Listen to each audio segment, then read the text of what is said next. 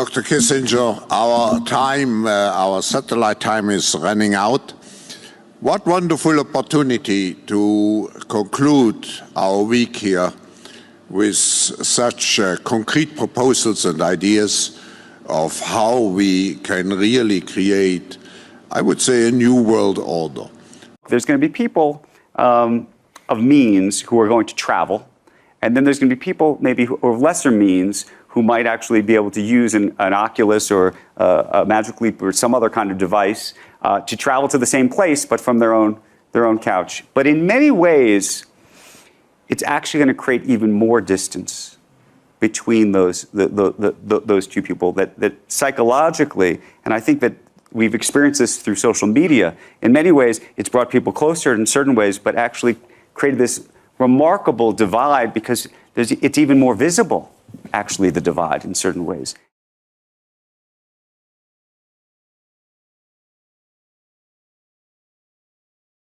As we'll demonstrate, a stranglehold on policy and resources has always been the ambition of the powerful oligarchs behind many of today's world institutions. It seems to me that there's a very strong drift in the direction of globalization, of the ultimate centralization of control in the hands of unelected officials at supranational organizations. The lust to control other human beings is a story as old as time. They want all of the resources of the world in their pocket. They do not want you and me to have anything. It's in writing all over the World Economic Forum's website. By 2030, you will own nothing and be happy. That's an oxymoron. If you don't have anything in your name, you ain't going to be happy about it. The World Economic Forum may have called that infamous phrase a prediction, but it translates as a statement of intent on behalf of its global power brokers. The bigger picture is that an attempt is underway now to collapse liberal democracy and replace it with global technocracy.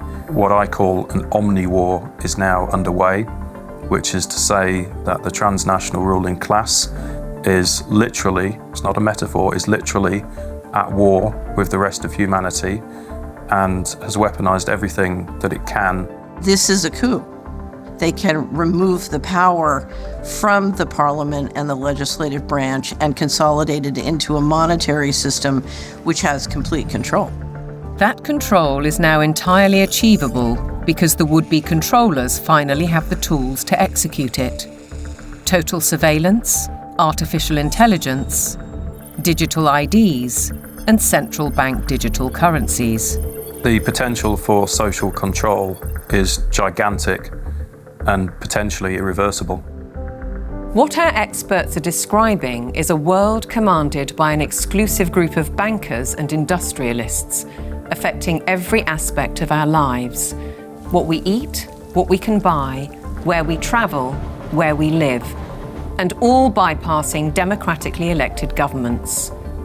You could be forgiven for thinking this is a grand conspiracy theory, but please consider this. The term conspiracy theory has become one of the most successful propaganda terms of all time in closing down discussion and debate. It's a thought-terminating cliche, but nevertheless, it's surprisingly effective when you try to calmly present evidence in a factual and reasoned manner. In this film, we will present evidence that the global takeover is not only possible, it's actually happening, and has been decades in the making. They plan to commandeer land, reduce farming, and radically change the food we eat, transform the supply of electricity, and then dictate how we use it, and replace currency with a system of credits, under their control. It's a classic template. To win the war, take control of food, of energy, and of money. And here's the key. All three strategies are built on the premise of a climate crisis caused by carbon dioxide, a gas that is actually vital for life on the planet. So what if the whole carbon narrative was one gargantuan lie? A political maneuver to establish their brave new world. 1/200th the size of a hair, made out of biological material, non-X-rayable, It's not something you're going to swallow, eat, or run in the bloodstream. And it's driven off of alkalinity in your body. Now, since 1993 to 94, in the general public, there are 12 million plus biochips in the population right now. According to a Denver police officer, if you know the number of a person, you can track them within 10 feet anywhere in the world. I've known this for a number of years. I have an affidavit from a manufacturer and some other things. Look it up on the satellite the minute it's punched into the iridium system. All your records are being dumped into the iridium right now. And he'd gotten in my face and said, I heard you on Art Bell, and you need to explain to people that they need to take these biochips. This is the best thing they can possibly get, because not only does it track their kids, but it's going to help them think because it's a programmable chip. Because the American people are stupid.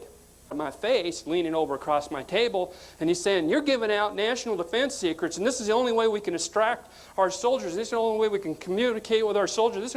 But, sir, don't you cross the line of constitutional rights when you don't tell them you're putting the chip in? Up back and you looked me square in the eyes and said, my soldiers do not need to think for themselves, and they do not have constitutional rights. They're stupid. They think you're stupid. They think you're sheeple. You really need to go get these documents. The KidScan program. And KidScan is a program where in Miami, Florida, in 1989, they implanted 8,000 kids with biochips. Goes into the numbering system that there are 92 billion numbers for these microchips, so they can give everybody at least 2. Department of Energy's website on the biochip. It's a 2-year-old announcement. It's www.doe.gov/biochip. HTM. And it's the announcement of medical uses of biochips. It's 2 years old, it's still on the web for implantable microchip. It's on the web. They think you all are so stupid you're not going to go look on the web. And if you believe this, that people are going to call you crazy. But there are so many documents out there right now I can go to a website right now and I can order chips to implant in my friends to track them and program them. All the technology is out there. Washington Times, October 11th, 1993, Martin Anderson goes into Hughes Aircraft and how they helped develop the biochip. Biochip is biodegradable. It will come apart. There's a flaw in it. And one of the manufacturers of the biochip sat down with me for several hours in Denver last year when I was at the Denver Preparedness Expo. And I started telling him a little bit of what I know. He got wider and wider and wider and about passed out, and I had to walk with him to the bathroom a couple of times because he was just getting so scared. How do you know all this? Well, I have friends in the NSA and the CIA, and one of my uncles is still in the agency. And said, but this is top secret. Nobody's supposed to know but 15 people. 43 to 53, they started to develop a biological chip with a biological battery. And they tried acid and they tried alkaline in the body by running a biological system. And this is nanotechnology.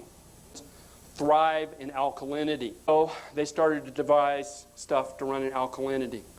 Now the biochip, if you want to find out if you got one, you go to your local Walmart or drugstore and you get a swimming pool tester. Now this sounds stupid, but the chemicals that they're using, if you just test your pH, it's going to give you a straight pH of your balanced. But if you check your alkalinity against your pH, you're going to find that your pH, your alkalinity is at 7.8, 7.10, which is the sign of alkalosis. Now, alkalosis, when you get to that point, will give you upper respiratory problems and flu-like symptoms. And when you get to 7.8 to 7.10, it makes you have the same effects as Luvox. It's a it puts you in a delusional state, according to most medical books. Gee, what a coincidence. So you take and you test your body. Now your body's supposed to be 6.8. It's not supposed to be acid, it's not supposed to be alkaline, it's supposed to be balanced. What you want to do is go look up the symptoms of alkalosis. To dissolve your biochip is go get acid-forming vitamins and bring yourself back to 6.8, drop yourself to 6.7 for a week. And the biochip will not hold together because it's held together by alkalinity, and it will fall apart.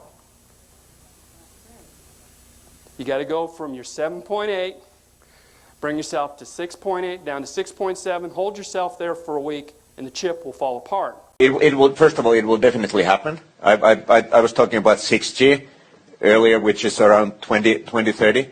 I would say that by then, definitely the smartphone as we know it today will not anymore be the usual, kind of the most common interface. Wow.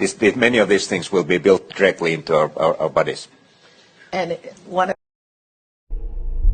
the very idea of human being some sort of natural concept is really going to change. Our bodies will be so high-tech, we won't be able to really distinguish between what's natural and what's artificial. Inside our own heads is the most complex arrangement of matter in the known universe. You might ask yourself, can we get to be superhumans?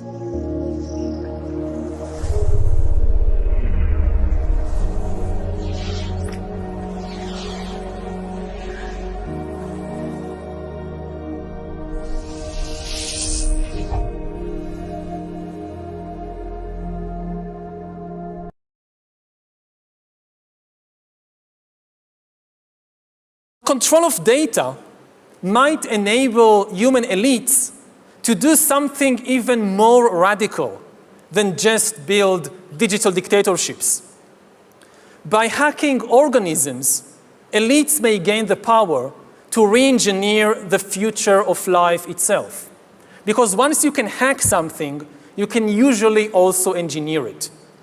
And if indeed we succeed in hacking and engineering life, this will be not just the greatest revolution in the history of humanity.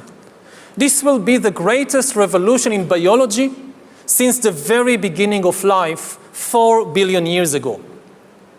For 4 billion years, nothing fundamental changed in the basic rules of the game of life.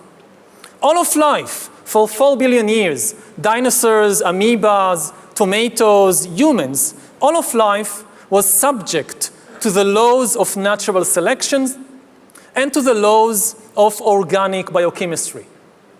But this is now about to change. Science is replacing evolution by natural selection with evolution by intelligent design. Not the intelligent design of some god above the clouds, but our intelligent design and the intelligent design of our clouds, the IBM cloud, the Microsoft cloud. These are the new driving forces of evolution.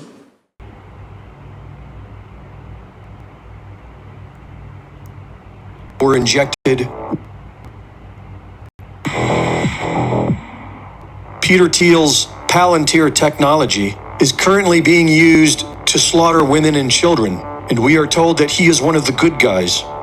Elon Musk wants to put brain chips in people so that we can merge with AI, which he says will control every aspect of our lives. And we are told that he is one of the good guys. These are the front men of the technocracy, which is being created with the help of the Trump administration. In December of 2017, Moderna's chief medical officer, Dr. Tal Zaks, gave a TED Talk about mRNA vaccines entitled Rewriting the Genetic Code, a Cancer Cure in the Making. As I've trained as a physician scientist, we've been living this phenomenal digital and scientific revolution. And I'm here today to tell you that we're actually hacking the software of life and that it's changing the way we think about prevention and treatment of disease. So here's all the biology you need to know in 30 seconds. Our body is made out of organs. Our organs are made out of cells. And in every cell, there's this thing called messenger RNA, or mRNA for short, that transmits the critical information from the DNA, our genes, to the protein, which is really the stuff we're all made out of. This is the critical information that determines what a cell will actually do. And so we think of it like an operating system. And it's not just in every cell of our body, it's actually in every cell of every organism alive. It's the same thing. And so, if you could actually change that, which we call the software of life, if you could introduce a line of code or change a line of code, it turns out that has profound implications for everything from the flu to cancer. About 3 years later, led by Operation Warp Speed, men playing God. Prideful men playing God. Look at the terms he's using and saying it so easily. And proudful, hacking the software of life. In other words, they want to hack into you. And believe you me, they've been doing this in a small way, right? They've been doing it. And remember what happened in 2020. And this guy that was talking here is part of the juicy juice maker, right? If you know what I'm talking about, you know, because it was said in the beginning of that, right? It's part of those that made the juice that they put inside of you, right? So they've been hacking your software. They've been looking to hack into you, to turn you into a programmable human being, right? I put together a couple of clips to kind of like drive the points home. You see, and you have this guy here. This individual here, Yuval Noah Harari, tells WEF attendees control of data might enable human elites to do something even more radical than just build digital dictatorship. By hacking organisms, you see, it's like the two of them, the clip we just saw and this guy, it's like they were in the same meeting, right? They're using the same terms to hack into people, to hack into you, right? Now you think, how are they going to do that? Well, there's a reason why nanoparticulates are being found in the atmosphere, in the aerosol injections that they spray in the air that comes down, we'll breathe it in and all that, right? The engineered foods that we consume, right? The engineered water we drink, all this stuff is how they are hacking into you. And you know, the juice that they gave a lot of people, you know, when they introduced the boogeyman, they caused a lot of people to give up their arms so they can give you this thing inside of you, right? So this is how they are hacking, by hacking organisms, right? It says elites may gain the power to re-engineer the future of life itself. That's the term. The first clip, the clip we just saw, was talking about how go into the organisms and use messenger RNA and do this and do that, right? Re-engineering the genetic code, if you will. This is what they are doing. And they're about to do it in a very large scale. You have to be aware of this. It says, if indeed we succeed in hacking and engineering life, this will be not just the greatest revolution of the history of humanity, this will be the greatest revolution in biology.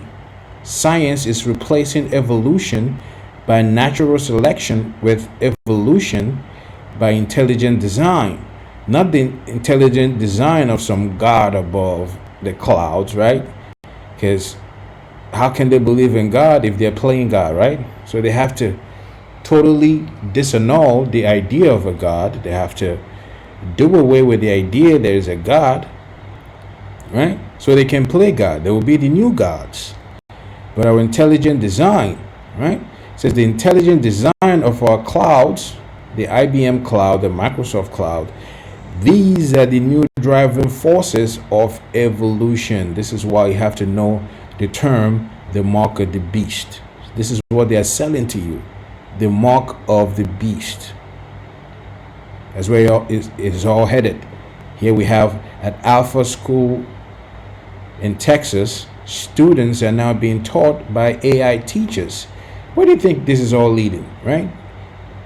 On one hand, they're hacking into your organisms. Now they will need to directly link you with the AI to re-educate you and your children. You see, you need to understand this stuff. We are at the cusp of some serious change. Welcome to the brave new world, they say, right? This is Revelation, the 16th chapter, and the first verse. It says, 6 bowls of wrath. It says, and I heard a great voice out of the temple saying to the 7 angels, go your ways and pour out the vials of the wrath of the Most High upon the earth. And the first went and poured out his vial upon the earth, and there fell a noisome and grievous sore upon the men which had the mark of the beast, and upon them which worshipped his image. All praises to the Most High, Yahweh Bahashem, Yahweh Shai, Bahashem, Ruchahakodash. Double honors to our apostles and elders of Great Millstone who taught us this truth and continue to teach us this truth. Peace, salutation, shalom, shalom, shalom to all your brothers and sisters out there that are of the household of faith, beginning with 144,000 mighty men of the house of Israel, down to the men, women, and children that are allotted to be delivered in this latter days, who are of the elect, and to the brothers that are pushing this gospel in all sincerity and in all honesty. To you all, I say shalom, right? And there you have it. So the scriptures are telling you that it's going to come a point where all this bodily modification, hacking into humans and rewriting the genetic codes, and having you take on the mark of the beast, there's a judgment behind that. It will bring about, like it says here, and the first went and poured out his vial upon the earth, and there fell a noisome and grievous sore, kind of like a cancerous tumor, right? Because all this radiation, all this hacking into your body, of course there's going to be side effects. What do you think your body's not made to be hacked into? There will definitely be side effects to all of this stuff. And that's what the scriptures here is telling you. And there fell a noisome and grievous sore upon the men which had the mark of the beast, and upon them which worship his image. What is his image? Well, the policies and the technocrats, the technology that they're pushing, the AI and everything that comes with it, right? That is the image of the beast. What he stands for, what he really is, this whole NWO agenda, that is the image of the beast. So once you conform or you consent to it and bow your knees to it and take on the mark of the beast and worship his image, how do you worship his image? Well, you consent to every agenda that they push. So once you do that, guess what? Get ready for the noisome and grievous sore. It is going to happen, as what brings us here real quick in Proverbs, the 14th chapter and the 12th verse. It says, there is a way which seemeth right unto a man, but the end thereof are the ways of death. See that? So you might think, oh, I have no choice. Just like a lot of people thought they didn't have any choice. Oh, they said if I don't take the juice, right, I won't be able to go to work. I won't be able to travel. I won't be able to do this and do that, right? They gave you that ultimatum, right? And and the way they pushed the juice, it sounded good. It told you it was safe and effective. All you got to do is give us your arm, and everything will be hunky-dory, right? Everything will be copacetic, and you're bought into the lie. That's what the scripture is saying. There is a way which seemeth right unto a man, but the end thereof are the ways of death. So by you consenting and conforming and taking the mark of the beast, it's not going to make your life any better. As a matter of fact, it will bring about death in the most gruesome, in the most diabolical way. That's what it's going to do to you. That's why you can't believe these guys and all the things that they push. Bringing us here in the 15th verse, it says, the simple believeth every word. So simple-minded will hear guys like this talking all this crap, and you believe them, right? You think, oh, they're really saying something. They're not saying anything. You see guys like this, Klaus Schwab, selling you whatever it is they're selling to you. Like here, CEO of Nokia says that by 2030, smartphones will be obsolete. Why? the technology will be built directly into the physical body. This is how the noisome and grievous soul will happen to those that take the mark of the beast. Because all this tech being built inside of you, what do you think it's going to do, man? This is recipe for hazard, biological hazard. You see? So that's where we are, man. And you got to understand this. Going back here, the simple believeth every word, but the prudent man looketh well to his going. In other words, a prudent man don't just believe everything by face value, right? You analyze things, you look into things, you spiritually go through it and think through it and pray upon it, right? Can't just believe these wackos, this psychopath, at their word, because their word is bull crap, and they've proven to be bull crap over the years, right? So you have to look well to your going. If you're prudent, if you're not prudent, then go ahead and destroy yourself. This is Psalms the 21 chapter and the 11th verse. It says, for they intended evil against thee, they imagined a mischievous device. What is that? Trying to hack into you, right? And rewrite your genetic code. That is the mischievous device that they imagined. Hacking into every organism. Nothing is exempt from this wicked elites who are Edomites. It says, which they are not able to perform. So ultimately, if you resist the mark of the beast, they won't be able to perform this, which the spirit to resist the mark of the beast will be given to you from on high. Yahweh Bahashim Yahweh Shai will give you the spirit to resist the mark of the beast. Because without it, you will fold, man. You will fold like a deck of cards. See? He goes on to say, Psalms 140th chapter, and the 8th verse. It says, grant not, O Lord, Yahweh Hashem Yahweh Shai, the desires of the wicked. What are their desires? To hack into you. To rewrite your genetic makeup, and to give you the mark of the beast. That is the desires of the wicked. To set up a 15-minute cities, right? To have you go along with the digital identity, CBDCs, the social credit score system. You will own nothing and be happy. The fourth industrial revolution, where they will merge biological aspect of life with technology. That is all the desires of the wicked. It says here, further not his wicked device, lest they exalt themselves, Selah. So this is a prayer being said here. Let them not be able to hack into us. Because what are the hope that we have when they eventually hack into us? That you are done.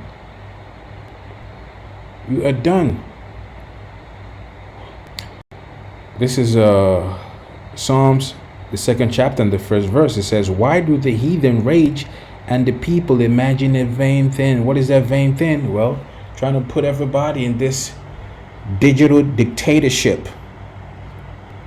This digital dictatorship, this digital concentration camps. That is the people imagine a vain thing. Because what good would it do to have us all living in some 15-minute cities, right? And not enjoy the world the way it's supposed to be. Have us all eating bugs and mealworms and, lab-grown meats. Checking your carbon footprints. See? All that craziness. That is the people imagining a vain thing. A very vain thing. That's why it goes here in the 2nd verse. The kings of the earth set themselves and the rulers take counsel together, right? You see them in the World Economic Forum. You see them in the WHOs. You see them in the UN. You see them all these places. Trilateral commissions, right? Bilderberg groups and Illuminatis, Freemasons, whatever it is they are, coming up with all these agendas. Take counsel together against the Lord. You just heard Yuval Noah Harari say that for some God, how did he put it? Let's get there real quick. Crazy individual here. It says, not the intelligent design of some God above the clouds, but our intelligent design. Right? That's what they're saying here. They take counsel together against the Lord, Yahweh Hashem Yahushai, and against his anointed, his only begotten Son, saying, let us break their bands asunder. That's why they boldly tell you, not by some God, we are better than God now. Right? Because looking to do away with God. And cast away their cords from us. He that sitteth in the heavens shall laugh, the Lord shall have them in derision. So ultimately, all these things they're doing, thinking that they will hack into humans and do all this stuff, the Most High has their minds deluded. So it goes back to say they imagine a vain thing. Because he has their mind messed up. They think they're really doing something. Meanwhile, they're not doing anything. Very soon, all this crap will come to an end. So the scripture here tells you, let's see if we can close out with that. No? Fresh. I believe. Hacking into humans and all this madness, where does it all end? Where does it all end? That's why the scripture here in Matthew, the 24th chapter, in the 22nd verse, it says, and except those days should be shortened, there should no flesh be saved. So if the days are not shortened, if this wicked elites that run the whole show are not stopped, we'll all be dead. Why? Because they're looking to hack into every living organisms. What do you think that will bring? Death and more death, right? But for the elect's sake, those days shall be shortened. And we pray daily for those days to be shortened, man. We are tired of being ruled by these crazy individuals, man. Psychopaths. Loonies. Talking all this buku stuff. I mean, there's a little something I have to put out there. Hopefully you were edified by it. And with that, all praises to the Most High, Yahweh B'Hashem, Yahweh Shai, B'Hashem, Ruach HaKodash. Double honors to apostles and elders of Great Millstone. See you next time, Lord willing. Shalom. Shalom.